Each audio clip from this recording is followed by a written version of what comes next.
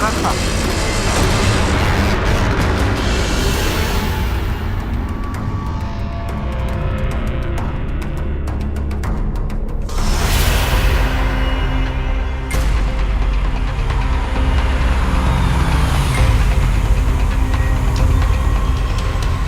हम दे दें आपको लिफ्ट? अरे अरे मैडम जी, हर रोज ना जाने कितनी लड़कियां इस अपराध की शिकार होती हैं। आखिर क्यों लड़की का घर से बाहर निकलना चर्चा का विषय बन जाता है? कोई उसकी चाल ढाल पर फप्तियां कसता है तो कोई उसके कपड़ों पर, कोई आंखों से खा जाने की कोशिश करता है तो कोई छूकर अपनी बदतमीजी का सबूत देता है। और जब शिकायत की जाती है तो परिवार हो या पुलिस, राजनेता या अधिकारी, एक जैसे जवाब मिलते हैं। ऐसे रास्ते से जाती क्यों? कपड़े तमीज से पहना करो। शाम ढलने के बाद लड़कियों को घर से बाहर नहीं जाना चाहिए। कोई भी उन बदतमीजों पर उंगली क्यों नहीं उठाता? सब हाथ पकड़कर लड़की को ही रास्ता दिखाने की कोशिश करते हैं। आखिर क्या वजह है कि बुरा समझे जाने के बावजूद आज तक ईव टीजिंग पर लगाम नहीं लग पाई है? आज राह चलती लड़कियां दहशत में रहती हैं, कहीं कोई छेड़ ना दे, छू ना ले, भद्दा कमेंट ना कर दे। नारी के सम्मान पर ही नहीं बल्कि उसके आत्मविश्वास पर भी हमला है। और ऐसा ही एक हमला हुआ मध्य प्रदेश के एक शहर में रहने वाली साक्षी के साथ, जहां चंद मंचलों ने बेखौफी की सारी हदें पार कर दी। मर्द होने के घमंड में, ताकत के नशे में और औरत को कमजोर समझने के गुरूर में ऐसी हदें पार कर जाती हैं कि हर हद छोटी हो जाती है। और क्या चल रहा है? बस कुछ नहीं, कॉलेज के चक्कर। कॉलेज बस तू चक्कर लगाते ही रहना। वो होता है। ए भाई वो देख, पकड़। अब देख।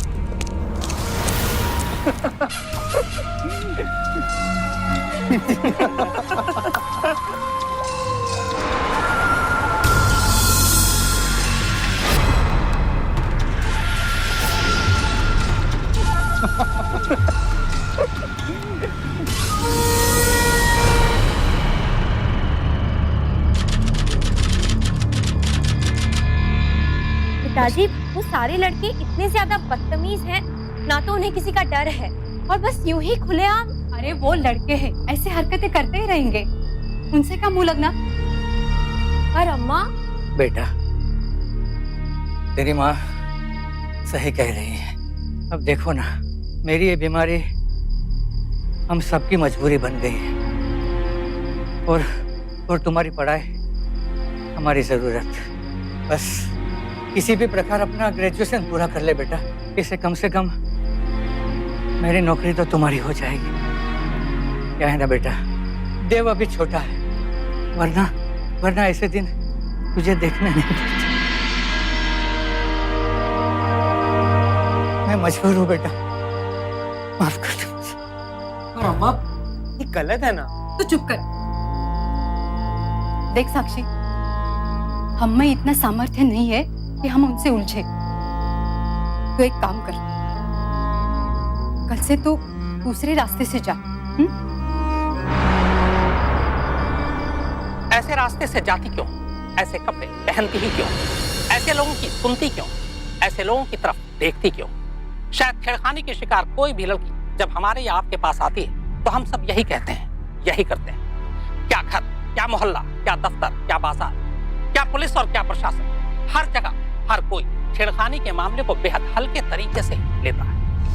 आज सभी व्यस्त हैं, सभी परेशान हैं। किसी को नौकरी की टेंशन है तो किसी को घर चलाना है। ऐसे में कोई भी बेकार में उलझना नहीं चाहता। इसलिए पहला रास्ता जो इख्तियार किया जाता है वो है टालने का। और ये हमारी सबसे बड़ी गलती होती है।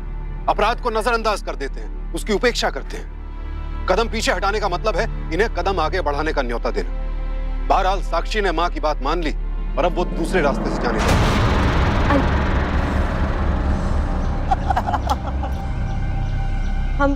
हम दूसरे रास्ते से चलते हैं। क्यों? वो यहाँ पर लड़के खड़े रहते हैं और वो छेड़ते हैं, हमें अच्छा नहीं लगता। तो क्या हुआ, वहाँ तुझे कोई और मिलेगा। किसी भी रास्ते पे ऐसे लड़कों की कमी थोड़ी ना। फिर भी चलना, हम दूसरे रास्ते से चलते हैं। हमने कल अम्मा को भी बताया था और उन्होंने कहा कि रास्ता बदल लेना।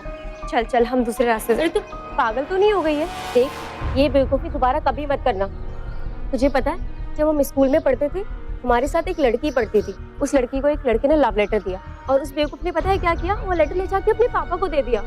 जानती है उस लड़की के साथ क्या हुआ? उसके पापा ने उसका स्कूल छुड़वा दिया। लड़कों को सजा मिली नहीं ना, यही होता है घर पे शिकायत करने से। उन लड़कों को सजा नहीं मिलती और हमें ही रोक दिया जाता है। इसीलिए तो आज तक हमने अपने घर में कुछ भी नहीं बताया। अगर तुझे इस दुनिया में जीना है तो ये सब सहने की आदत डाल ले।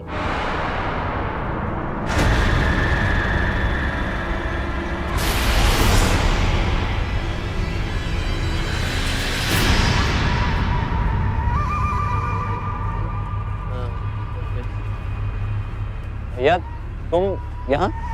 मौसी से तो कह रहे थे कि तुम मंदिर जा रहे हो। अरे तो मंदिर ही तो है ये। देखो यहाँ से इतनी सारी देवियां गुजरती है, जिससे चाहे प्रसाद ले लो, जिसके चाहे दर्शन कर लो। वो देख हमारी देवी जा रही। अब देखो कैसे दर्शन करके आते हैं हम।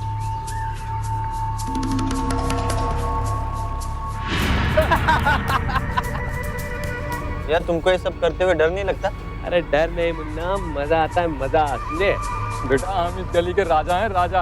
यहाँ से गुजरने वाली हर लड़की हमारी प्रॉपर्टी है और हर राजा का धर्म है वो अपनी प्रजा का ख्याल रखे। चलो भैया, आज लौंडे की कक्षा शुरू करते हैं। जा करके अपना शिकार। जा। नहीं भैया, हमको डर लगता है। अबे चुप, तुम मौसेरे भाई हो तुम हमारे। बेइज्जती करवाओगे? इसका ना मेडिकल चेकअप करवाना ही पड़ेगा। अभी करके दिखा दे, उसमें कौन सी बड़ी बात है। तो जाओ जाओ जाओ, शाबाश। और सुन, शिकार करके आना अच्छे से। कर लेगा? करेगा कैसे नहीं, भाई है हमारा। अब देखो आएगा मौका। ऐसा नहीं होता। तूने देखी थी मूवी? देखी तूने? अरे मैं तो जितनी बार भी आ रही थी, इसलिए मेरे चैनल पे सजेशन आता है तो मैं तो हमेशा ही देखती हूँ।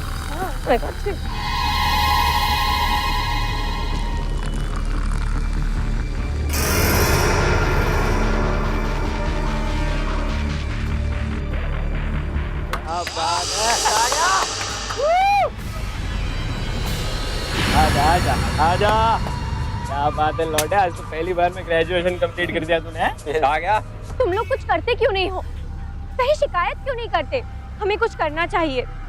हम शिकायत करते हैं, कोई आकर चूटी काट कर जाता है तो कोई कुछ और करके जाता है। वो बेचारी मृणाल का दुपट्टा ही खींच दिया तो गलती उस मृणाल की है ना। अरे हमें तो आज तक कभी किसी लड़की ने नहीं छेड़ा। लड़के भी उसे ही छेड़ते हैं जो लड़की तैयार होके जाती है। हमें देखो, हमारे इतने अच्छे बाल हैं, क्या हमने कभी खुले छोड़े? और उसे देखो, जब बाल खुले करके शैम्पू करके आ जाती है। हम हमेशा फुल बाजू के कपड़े पहनते हैं और वो कट स्लीव्स। अब अगर घर में खाना खुला रखोगे तो कुत्ते तो सूंघेंगे ही ना। राह चलती लड़कियों के साथ छेड़खानी करने वाले लड़कों से मैं ये पूछना चाहता हूँ कि आखिर ऐसी हरकतों से वो कौन सी वाहवाही लूटना चाहते हैं? एक लड़की को छेड़कर उन्हें क्या मिलता है? किसी का दुपट्टा खींचकर, किसी लड़की के खिलाफ ताने मारकर आखिर वो कौन सी बहादुरी का काम करते हैं? लड़कियों को छेड़ने वाले यही लड़कों को अगर कोई 2 मिनट घूर ले तो वो अपना आप खो बैठते हैं। घूरने का कारण पूछने लगते हैं। आखिर लड़के ये क्यों नहीं सोचते कि उनकी हरकतों से लड़कियों को कितनी परेशानी होती है? मेरी गुजारिश है ऐसे तमाम लड़कों से कि वो लड़कियों की जगह खुद को सामने रखकर देखें। साक्षी के इस कदम ने यह साबित कर दिया कि ऐसी परेशानी दिमाग पर कितना गहरा असर करता है।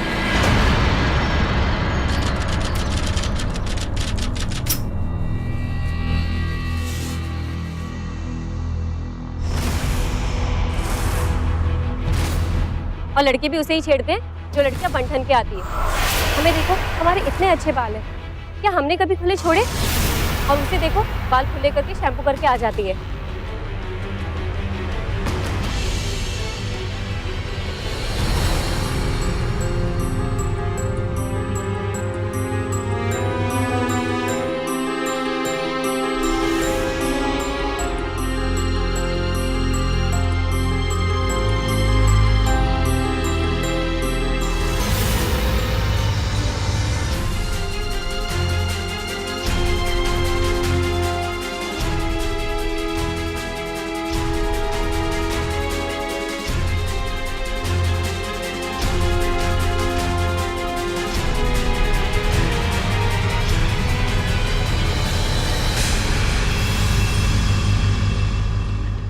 हम हमेशा फुल बाजू के कपड़े पहनते हैं और वो कट स्लीव्स। अब अगर घर में खाना खुला रखोगे तो कुत्ते तो सूंघेंगे ही ना।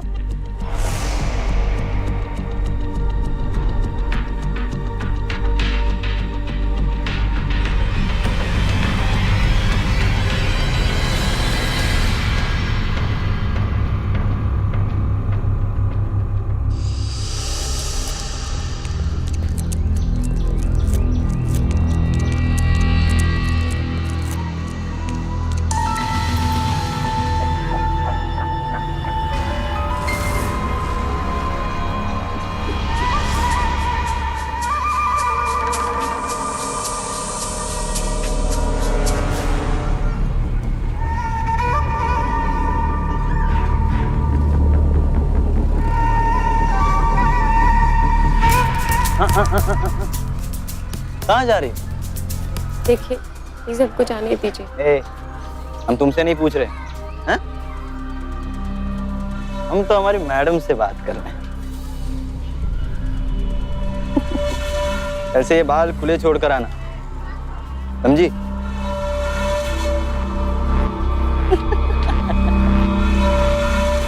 दूर की परी है नहीं? साक्षी की ये गलतफहमी भी दूर हो गई कि ऐसे लड़के अक्सर तथाकथित एडवांस लड़कियों को ही छेड़ते हैं। उसे तो सपने में भी अंदेशा नहीं था कि एक दिन उसे ये सब कुछ झेलना पड़ेगा। ऐसे लड़कों को अगर पहली बार ही रोक दिया जाए, अगर पहली दफा ही उन्हें कानून के तहत या समाज द्वारा सबक सिखा दिया जाए, तो उनकी आगे बढ़ने की हिम्मत टूट जाती है। पर अफसोस ऐसा नहीं हुआ और इस वाकये के बाद साक्षी बुरी तरह से घबरा गई थी। माँ हम तो कपड़े भी ढंग से पहनते हैं, कोई फैशन भी नहीं करते और अब तो हमने रास्ता भी बदल लिया है, फिर भी हमें छेड़ा। अब हम क्या करें माँ? कौन था वो? वो पड़ोस के मोहल्ले का केशव है ना, उसी के साथ रहता है वो लड़का। वो तो एक नंबर का गुंडा है। हम तो उन गुंडों से मुंह तो नहीं लग सकते ना बेटा। देख बेटा, तो एक काम कर, कल से ना तू रिक्शा से जाया कर। माँ रिक्शा में कितने पैसे लग जाएंगे? मैं मानती हूँ तंगी है, मगर और थोड़ा सही, कुछ दिनों के बाद है। अब तेरा ग्रेजुएशन पूरा हो जाएगा ना, तो तुझे पापा की नौकरी मिल जाएगी, सब ठीक हो जाएगा, पहले जैसा हो जाएगा। अरे तू क्यों परेशान होती है? हाँ, रिक्शे के पैसे की चिंता मत कर, मैं हूं ना, सब संभालूंगी।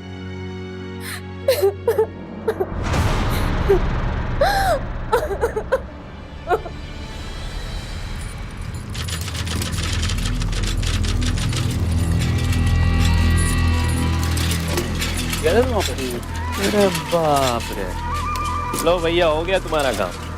देखो जा रही है तुम्हारी मैडम हवा वायु। वो क्या हुआ? अरे कितना उड़ेगी, जब थक जाएगी तो हमारे पास ही तो आएगी। अच्छा, और भाई आप भी देखना, उसका पसीना हम ही पहुंचेंगे। देखते हैं। चलो आते हैं। हाँ जाओ जाओ।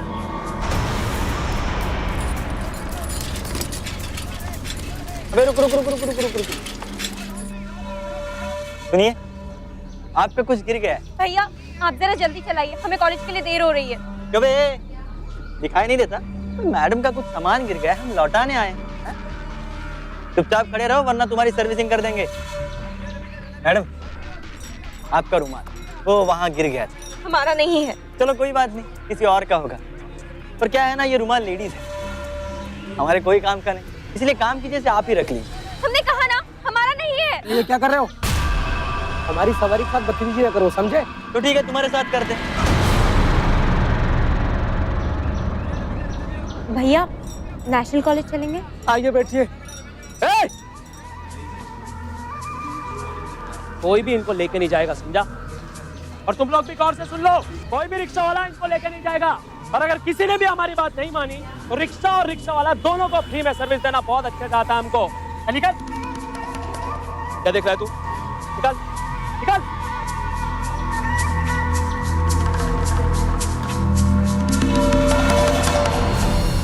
चलो आजा। सर ये रोज का किस्सा हो गया है, आए दिन छेड़ते रहते हैं। हमारा कॉलेज आना जाना बहुत मुश्किल हो गया है। सर आप प्लीज कुछ कीजिए, और हम सब आपकी ही जिम्मेदारी है। तो इसमें मैं क्या करूं? कॉलेज के बाहर पुलिस वाले से बात करके कांस्टेबल रखवाया है, अंदर गार्ड्स हैं। अब हर लड़की के लिए एक कांस्टेबल मैं तो रखवा नहीं सकता ना। You are safe in my college, बस यही जिम्मेवारी है हमारी। रास्ते में आपके साथ क्या होता है इसके बारे में देखना आपका काम है। सर लेकिन अगर आप कोई एक्शन नहीं लेंगे तो इससे उनका हौसला और बढ़ेगा। आई थिंक ताली एक हाथ से नहीं बजती। अगर वो ढंग से कपड़े पहने, ज्यादा फैशन ना करे, दुपट्टे से अपने को ठीक के ढक के रखे, तो छेड़ेगा कौन है? पहले अपने कदम को ठीक से रखिए। सरेआम दिन दहाड़े लड़कियों को छेड़ा जाता है और हम कभी अपने व्यस्त होने का बहाना बनाकर या कभी अपने कमजोर होने का रोना रोकर चुप बैठ जाते हैं। हर कोई अपने हिस्से की जिम्मेदारी से पल्ला झाड़ने में जुटा है और यही किया साक्षी के कॉलेज के प्रिंसिपल ने। बुरी नीयत किसी दुपट्टे, पर्दे या उम्र की परवाह नहीं करती है, लेकिन यह बात समझना तब तक नामुमकिन है जब तक हम अपनी ये संकीर्ण सोच नहीं बदलते हैं। अब तो रिक्शा वाला भी साक्षी को ले जाने के लिए तैयार नहीं था, लेकिन कॉलेज जाना साक्षी के लिए बेहद जरूरी था। लिहाजा उसने दूसरा रास्ता इख्तियार किया। अरे बाप रे किशोर, तुम्हारी मैडम तो बड़ी जबरदस्त निकली। हमसे पीछा छुड़ाने के लिए साइकिल पे आने लग गए। भैया हमने तो पहले ही कहा था, कितना उड़ेगी, जब थक जाएगी तो हमारे पास ही तो आएगी।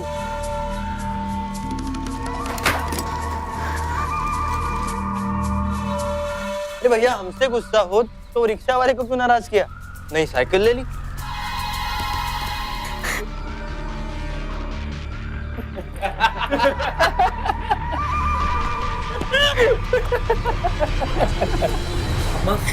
ये तो हद हो गई है। ऐसे कैसे बीच रास्ते में किसी को भी रोक सकते हैं? मैं चाहता हूँ अपने दोस्तों के साथ अभी सबक सिखा के आता हूँ लोग को। ए तू चुप कर, वो गुंडे हैं, तू भी गुंडा बनेगा क्या? पढ़ाया लड़ने। देख साक्षी, बस अब 4 ही महीने बचे हैं, तू पढ़ाई पे ध्यान दे। हाँ, घर से निकलते हुए संभल कर निकला कर। जब उस रास्ते पे कोई आवाजावी ना हो ना तो मत जा। और हाँ, ये बात गलती से भी किसी को मत बताना, नहीं तो बदनामी होगी।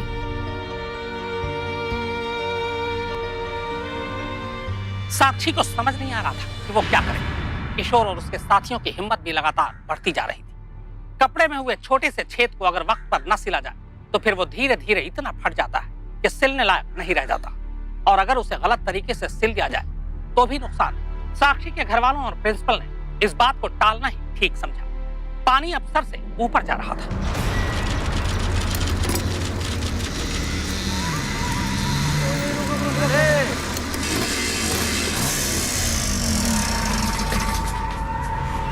चल बे, माफी मांग मैडम से। पता नहीं कितनी तकलीफ होती है तेरी वजह से, रास्ता चेंज करना पड़ा उनको। माफी मांग। साक्षी जी पिछले 3 दिन से पिट रहा है, आपको छेड़कर हमसे अलग कर दिया। बच्चा है जी, माफ कर दो। चल बे, अभी मांग। जरूर।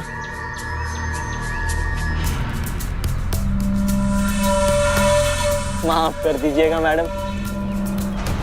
देखा, माफ कर दिया मैडम जी।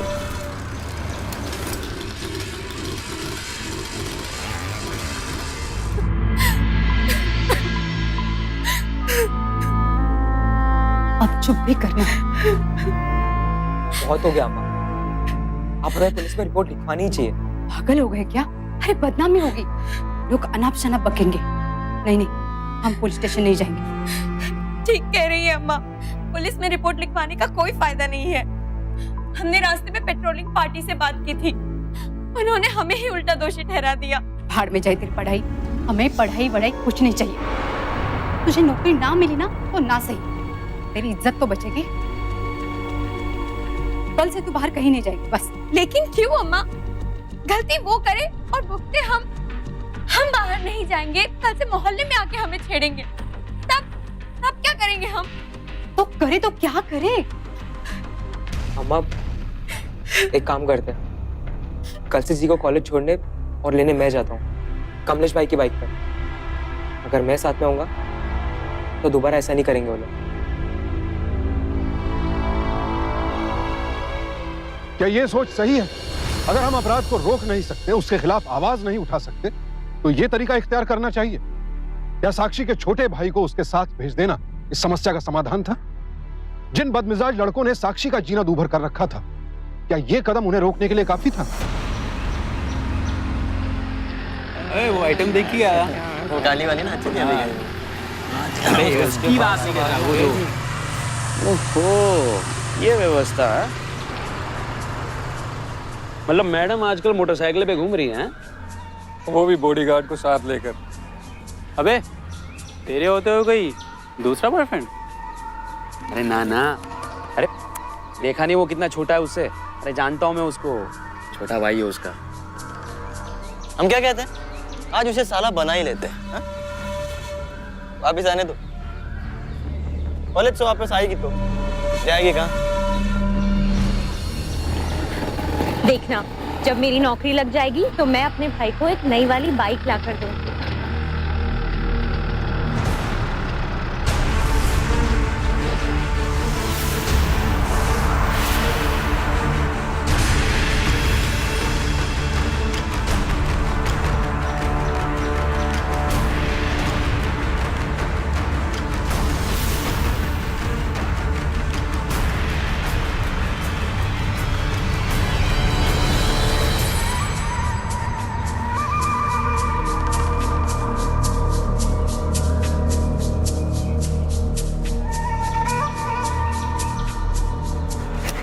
चाबी वापस दो। साले साले साले साले साले क्यों बे? तमीज नहीं है? अबे जीजा जी आए, नमस्ते वमस्ते करो। परेशान है बेचारा। अब यहाँ पर हम 4 लोग हैं, किसे कहेगा जीजा? तो इस समस्या का भी समाधान है। चारों अपना टैलेंट दिखाते हैं और जो मैडम जी को पसंद आए वो इसे इसका जीजा बना देंगे। एक प्रॉब्लम है, अगर मैडम को चारों का टैलेंट पसंद आ गया तो मैडम भी टैलेंटेड है। देव, तुम इन सबके मुंह मत लगो, चलो यहाँ से। चलो,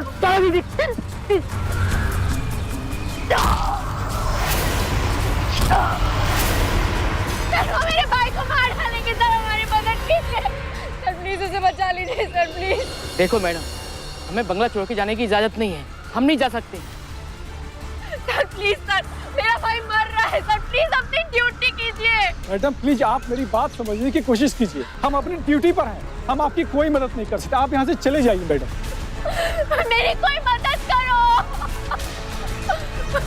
देखिए, मैं अपने हाथ जोड़ती हूँ, प्लीज मेरे भाई को बचा लो सर, वो मर जाएगा। मैडम 2 किलोमीटर की दूरी पर पुलिस थाना है, वहाँ चली जाइए आप। मेरा भाई मर जाएगा तब तक। देखिए मैडम, हमें अपनी नौकरी नहीं खोनी है, चाहिए आप। आपके हाथ जोड़ रही हूँ सर, सर आपके घर में भी बच्चे होंगे ना सर, मेरा भाई छोड़।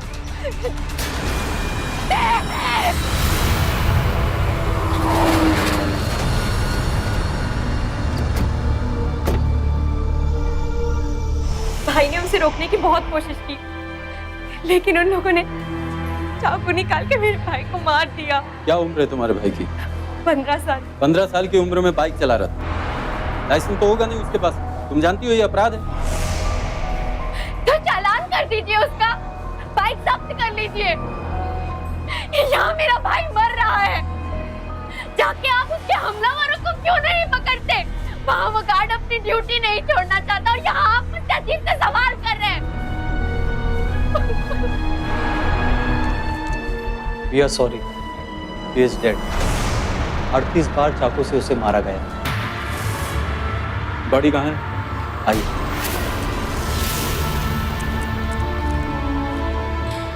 एक 15 साल के लड़के का दिन दहाड़े कत्ल कर दिया गया, कारण उसने अपनी बहन को बचाने की कोशिश की। क्या यह उसका अपराध था? देव को बचाया जा सकता था अगर अधिकारी के घर पर तैनात गार्ड्स मदद के लिए आते, अगर आसपास के लोग सहायता करते, अगर राहगीर अपनी गाड़ी गंदी होने का मोह छोड़ देते, अगर अस्पताल वाले पुलिस केस रजिस्टर होने का इंतजार न करते, और सबसे बड़ी बात, देव पर हमला होता ही नहीं अगर इनके खिलाफ पुलिस प्रशासन और समाज एक हो जाते। बहरहाल इस मर्डर की चर्चा जब सुर्खियों में आई तो पुलिस हरकत में आई। क्या है ये? क्या है? एक लड़के का सरेआम खून हो रहा है और आपने देखा है क्या ये? सर हम कोशिश कर रहे हैं। क्या कोशिश कर रहे हो तुम? मुझे अभी और इस वक्त सारी जानकारी चाहिए।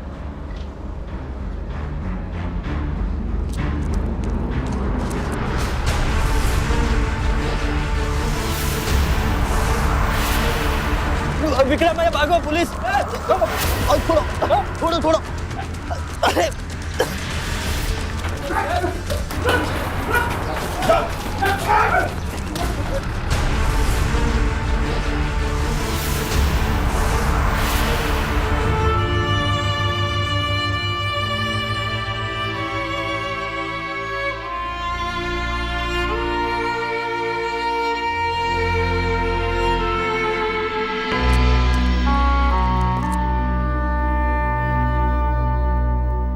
चारों मुजरिम पकड़े जा चुके हैं।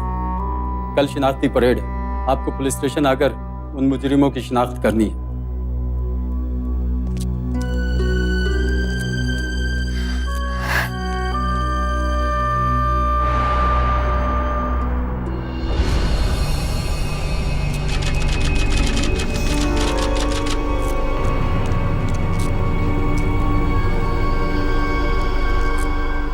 पहचान कीजिए, इनमें से कौन कौन था?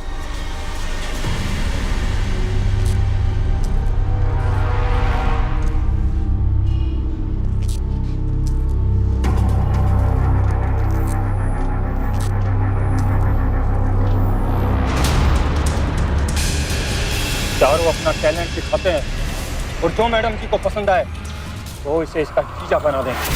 किसी ने मुझे धक्का मारा था।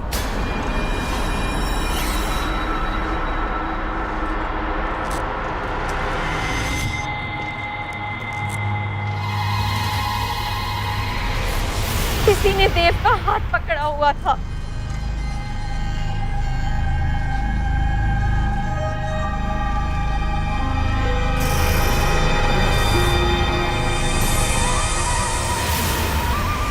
किसी ने चाकू दिया था।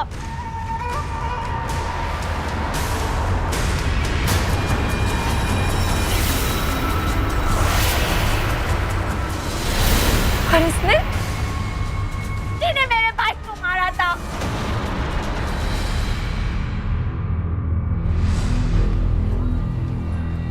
लॉर्ड, मैं इस और आपका ध्यान दिलाना चाहूंगा कि इन सब की कच्ची उम्र है।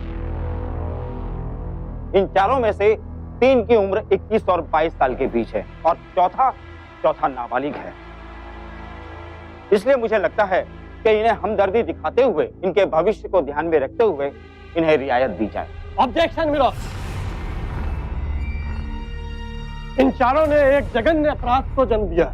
न केवल नारी सम्मान को ठेस पहुंचाई है, बल्कि दिन दहाड़े सरेआम बड़ी ही बेरहमी के साथ कत्ल किया है। मैं अदालत से दरख्वास्त करता हूँ, इन चारों को कड़ी से कड़ी सजा दी जाए।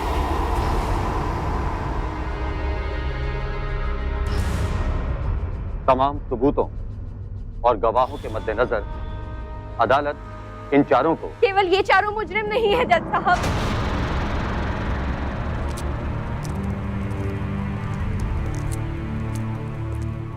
मेरे भाई की मौत के जिम्मेदार केवल ये चारों नहीं है। मेरे भाई की मौत इन गुंडों से झगड़ा करने की वजह से नहीं हुई है,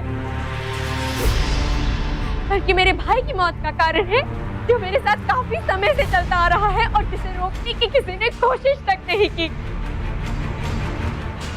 मेरे भाई के मर्डर में शामिल है वो थाना अधिकारी जिसने हमारी शिकायत को गंभीरता से नहीं लिया। सर, वो मैदान के पास में कुछ गुंडे हैं सर, वो हमें डेली छेड़ते हैं।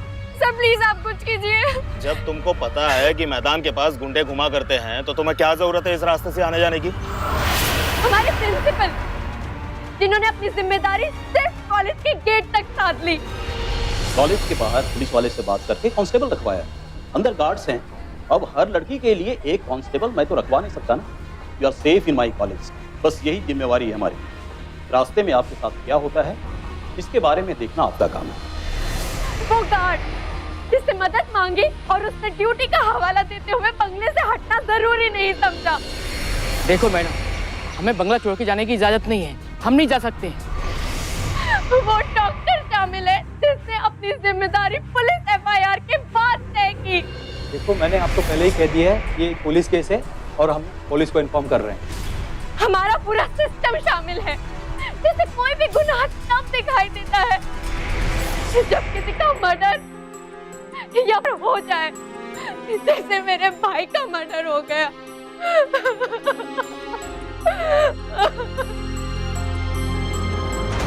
जज साहब, हम सबके घरों में कॉकरोच होते हैं जिन्हें मारने के लिए या भगाने के लिए हम दवा डालते हैं क्योंकि वो हमें नुकसान पहुंचाते हैं।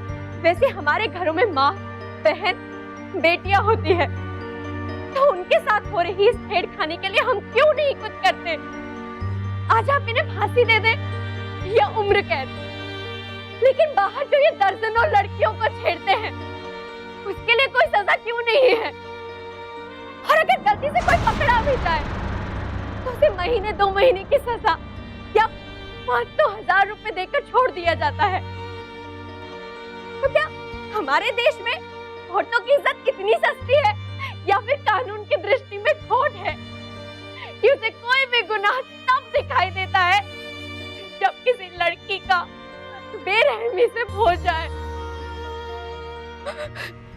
इस किशोर ने मेरे भाई को बेरहमी से मार दिया और इसको हवाला देने वाले ये सब लोग हैं जिन्होंने इसे रोकने की कोशिश तक नहीं की।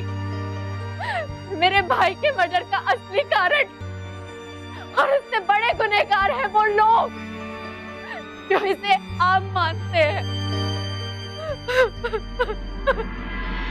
अदालत साक्षी के दर्द को समझती है और मानती है कि कोई ड्यूटी किसी वर्दी वाले को अपराध के खिलाफ खड़ा होने से नहीं रोक सकती।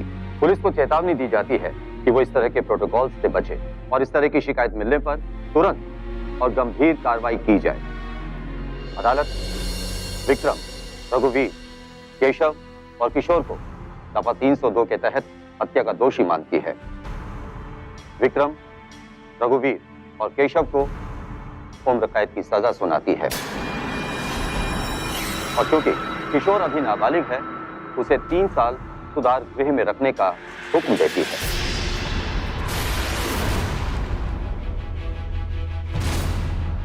ये अन्याय है सर, ये गलत है। कैसा नाबालिग? कानून ने शादी की सीमा तय करके रखी है। अगर उससे पहले कोई शादी करता है तो वो जुर्म होता है। मेरे भाई को 15 साल की उम्र में लाइसेंस नहीं मिलता तो पुलिस उसे दोषी मानती है, लेकिन ये किशोर जो नाबालिग होते हुए मेरे छोटे से भाई को इतनी बेरहमी से मार देता है, तो क्या अदालत इसे हत्या करने का लाइसेंस दे देती है? अगर ऐसा है तो मेरे भाई को जीने का एक और मौका क्यों नहीं देती अदालत? हो सकता है कि मैं अदालत की अवमानना कर रही हूँ, लेकिन जज साहब, ये लड़का जो नाबालिग है, लड़कियों को छेड़ने के अलग अलग तरीके इजाद करता है, लोगों को डराता है, धमकाता है, उनके साथ मारपीट करता है और सरेआम किसी के पेट में 38 बार किसी के पेट में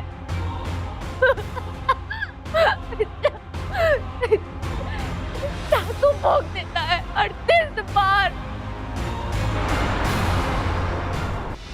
ये नाबालिग नहीं है, ये बालिग है और इसे कड़ी से कड़ी सजा मिलनी चाहिए। इसे सजाए मौत होनी चाहिए।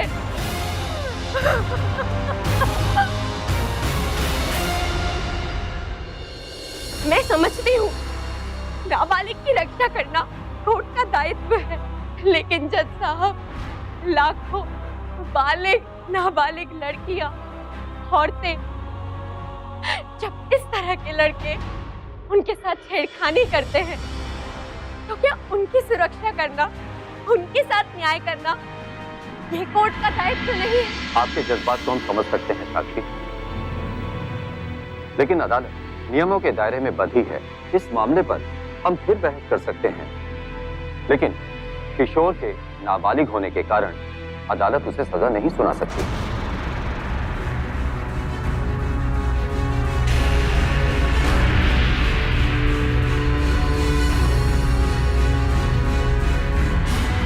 साक्षी ने बेहद अहम बातें अदालत के सामने रखी। बेशक उसके सवालों के जवाब कानून की किताब में नहीं है, लेकिन सवाल है वाजिब। क्या सिर्फ वो 4 लड़के इस वारदात के लिए जिम्मेदार थे? वो राहगीर नहीं जो अपराध होते देखकर खामोश रह जाते हैं, जो घायल को सड़क पर पड़ा छोड़ देते हैं कि उनकी गाड़ी गंदी ना हो। ईव टीजिंग की वारदातें सिर्फ सुनसान इलाकों में नहीं होती हैं। सरे बाजार, बसेस और ट्रेन में भी महिलाएं इस बदतमीजी की शिकार होती हैं। और इन मंचलों के यूं बेखौफ होने का सबसे बड़ा कारण है हमारी बुज़दिली। अगर हम सब हिम्मत करें तो इन्हें रोका जा सकता है, हालात को बदला जा सकता है, और जब ये होगा तभी आपकी, मेरी, हम सब की बेटियां बहनें सुरक्षित रह पाएंगी। याद रखिए, हमारी चुप्पी ऐसे बदतमीज लोगों का सबसे बड़ा हथियार है। इसीलिए खामोश न रहें, ऐसी घटनाओं का पुरजोर विरोध करें ताकि अपराधियों के हौसले पस्त हो सके। हमारी अपील सिर्फ लड़कियों से नहीं है, बल्कि ये अपील लड़कियों के माँ बाप, उनके रिश्तेदार, सहेलियां, पुलिस और प्रशासन, हर एक से है। हम चाहते हैं कि ऐसी शिकायतों पर वो फौरन अमल करें और एक्शन लें। मध्य प्रदेश में पुलिस ने ऐसी हेल्पलाइन जारी किया है जिसका नंबर है 1090, जिस पर आप पुलिस को अपनी जानकारी दे सकती हैं।